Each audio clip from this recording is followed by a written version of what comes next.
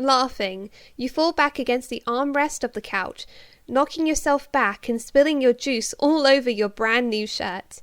It only causes you and Leo to laugh harder. As you were cleaning up the wet stain, you were waiting for Leo's snippy comeback, or for him to at least to push your feet off the couch. But he goes quiet instead. Peeking over at where he sits on the opposite end of the small couch, you find his eyes on you. They seem to linger in a way that's becoming more common than not, and the attention makes your heart skip a beat. When he notices you looking, he meets your gaze before quickly turning his eyes to the pipelines above. You're seconds away from asking him if he is alright, but he sighs and asks his own question before you can get the chance. Do you ever think about it? Think about what? You ask. He frowns into his flavoured coffee, which you still can't believe he drinks that stuff. When his frown doesn't let you up, you push a toe against his knee and ask him, "What's up?" Leo adjusts himself, avoiding eye contact, and you know whatever this is has been eating at him for some time. Come on. He's starting to have you worried. What was it you wanted to tell me? You can ask me. Do you ever think about what it'd be like if we were more than... He started to gesture, both of his hands moving back and forwards, pointing at him and you. Your skin prickles. The energy between you, gone unnamed and unspoken for so long, rises electric. Hope and curiosity spark. You meet his eyes and they drop in an instant, but you didn't miss that look. So, you think about it? You asked as gently as your racing heart allows, tiptoeing towards the subject you two have been dancing around for weeks. The two of you have been friends for so long, but recently the walks through the park and the bites to eat before parting ways have felt much less like patrolling. The late nights you spent together have felt charged with anticipation, like the two of you are tendering on the edge of something new. When he doesn't answer your question, you track back and answer his question. Yeah, you admitted quietly. The word almost catches you in your throat. I've thought about it. Butterflies swoop through your stomach as Leo makes sure he heard you correctly. About us? You nod and he sputters, his hands tightening around his coffee cup and his knees bounce in a nervous habit. I think about it. You correct yourself, letting him know your feelings for him weren't some fleeting thing. He swallows hard. His mouth works soundlessly as he struggles for words.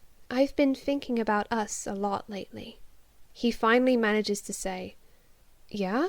His question is tentative, despite his bravado. What about us? What'd it be like to kiss you? The corner of your mouth lifts as you watch him wet his lips. Guess this means you think about it too. He blinks, his eyes startling blue, his blush a deep emerald. But I don't know, he admits breathlessly. I've never... You nod. You know, it took a lot for him to open up to the few friends he has, and even then, he's never been close enough to any of them to share more than a hug. I could be bad at it, he says. His inexperience, his uncertainty, pulls at your center. You've never seen him so unsure, but you don't think Leo could be bad at anything. You don't think kissing Leo could be anything but a dream. You sit up, shift onto the center cushion, and, drawing on some hidden store of confidence you didn't know you had, you beacon Leo closer with a fold of your hand. When he's near enough, you can hear his breathing, even, slow, and meditative. You slide your hand along his jaw. The muscles of his face tense and release, but with all of his ninjutsu training, the change in him is almost unpredictable. You hold him steady, brush your thumb over his cheek, and tilt your head to catch his gaze. Don't think so much. Easy for you to say, Leo counters with an uneasy smile. But then his eyes meet yours, and his breath hitches upon seeing your intention. You take the opportunity to memorize his moment of surprise before you lean in. Your mouths slide until they're slopped together, and this could easily be a dream. But Leo puts enough pressure in the kiss for there to be no doubt in your mind that this was real. You're figuratively patting yourself on the back, thinking of how utterly smooth you were getting to this point, until Leo suckles on your bottom lip and wipes your thoughts blank. The delicate touch of his tongue makes your knees tremble. There's a soft sound of his cup settling on the floor, and then you're aware of his hands. 2 points of contact, tentative weights on your shoulders. You smile against his lips and scoot forward until you're so close he has no choice but to push you away or pull you in. Relief and excitement rush through you in a wave as he relaxes into the kiss. Wraps his arms leisurely around your neck. Your own hand moves around his neck with approval and encouragement. When you part, Leo licks his lips and furrows his brow. "Oh," he says, as if to himself, with your heart running a mile a minute and your legs feeling like jelly. "Oh" is not the reaction you expected. Your eyebrows go up as you sit back, suddenly self-conscious. Was it bad?" No, it's dumb." He takes a minute to continue, and you're holding your breath the whole time. "I thought you tasted like apples or cinnamon, probably from the juice, but you just taste like spit." "Oh." Nerves and relief bubble up with a bouncing laugh. "Well," you shrug and can't help but point out, "you definitely have coffee breath." Leo ducks his head, his flush dark and high on his cheeks. "Sorry, Before he can go on to apologize, rationalizing why it would be such a bad idea to continue, you place your hand on his shoulder and squeeze.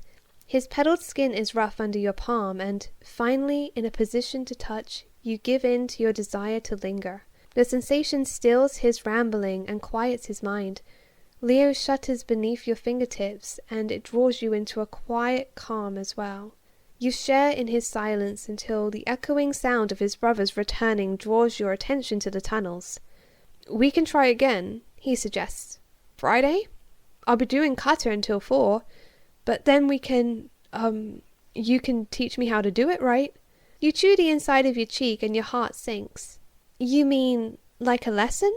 It wasn't your intention to become some sort of experiment.